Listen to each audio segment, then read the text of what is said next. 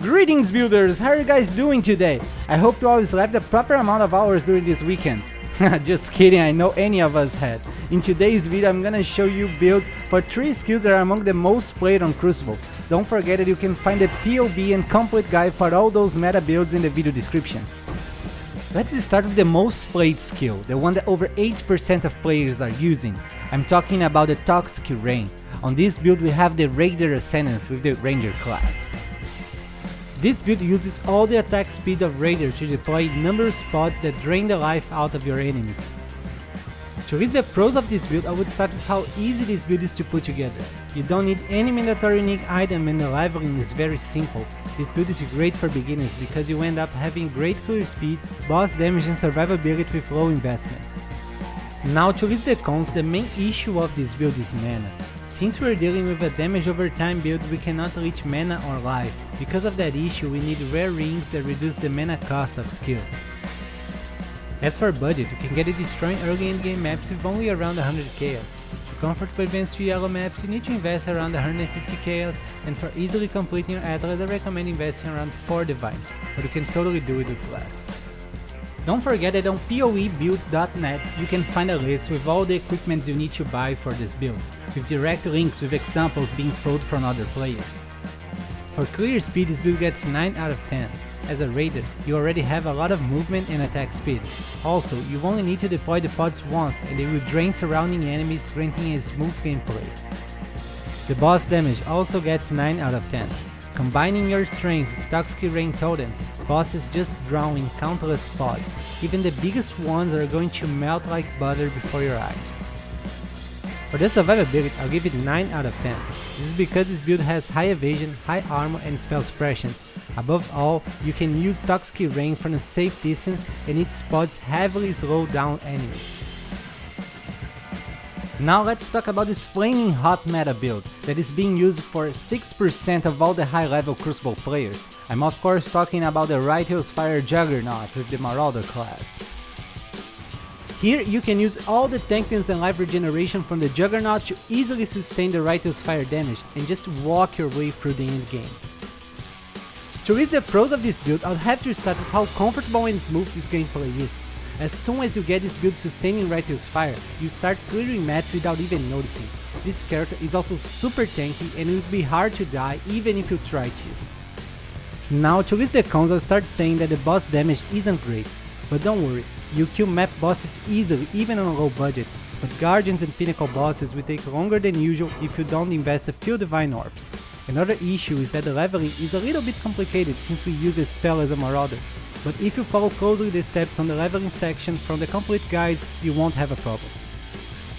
As for budget, you can get it destroying early endgame maps with only around 105 chaos, but if you follow the crafting tips on the complete guide, this can get a lot cheaper. To comfortably advance to yellow maps, you need to invest around 150 chaos, and for easily completing your atlas, I recommend investing around 4 divines, mostly on your survivability. You need 2 mandatory unique items for this build. The first are the Legacy of Fury boots. They scorch nearby enemies and cause them to explode for an amazing clear speed.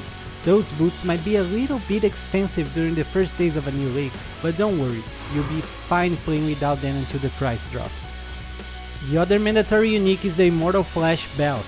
This one grants a huge amount of life regeneration and even a great armor buff. For clear speed, I'll give this build 10 out of 10.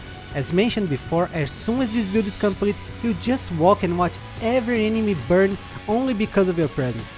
This means not stopping for casting and saving a lot of time while farming.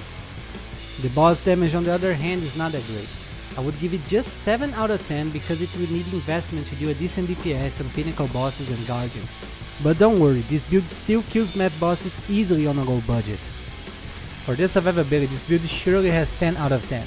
As you can see on the POB, this build gets over 100,000 armor, 2000 life regeneration per second, over 87% of all elemental resistance, and even over 50% chance to block spell damage. Look at the effective HP, it goes beyond 200,000. Even if you try to die, it wouldn't be easy. Finally, we have an awesome and OP build that is being played by 4% of all high level players on Crucible, the Venom Gyre Deadeye with the Ranger class. Venom Gyre is a very interesting skill which fires a projectile that hits enemies and returns to you, piercing and dealing damage to everything on its path. When the projectiles successfully return to you, you can keep and stack them up to 30 times and they will be released at once when you use the Whirling Blades movement skill. To list the pros of this build, I would not even know where to start. It comes with an amazing clear speed, boss damage and over 100,000 effective HP. Above all of that, it's cheap and easy to put together. It doesn't require any mandatory unique item.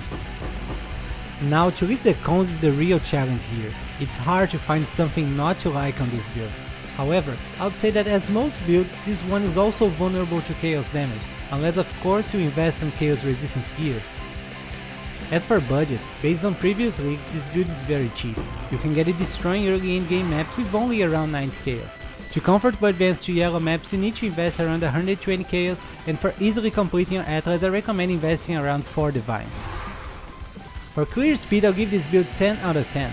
The Venom Gyre projectile already has an expensive nature for the amount of time it stays dealing damage on screen. Now, with a dead eye that grants a lot of speed and many buffs to projectiles, the result is what you're seeing on this tier 16 gameplay. The boss damage is also a 10 out of 10. You can use Vol Venom Gyre to instantly have 50 stack projectiles and delete bosses with an amazing shotgun effect using Whirling Blades on them. It's just unreal and I can't believe it wasn't nerfed. For the survivability, I give it 9 out of 10. This build comes with over 100,000 effective HP because of high armor, high evasion, spell suppression and block chance. And that concludes our meta builds video. Are you guys playing any of those? Next Monday I'll be back to show you 3 more meta builds for Crucible. Stay tuned that during this week I'll still release 2 more awesome and new builds. I'm thinking about Mage Skeletons, Lightning Arrow and Bone Shatter. Please let me know in the comments which one of those you like to see the most. I wish you a great week ahead and don't forget to keep building.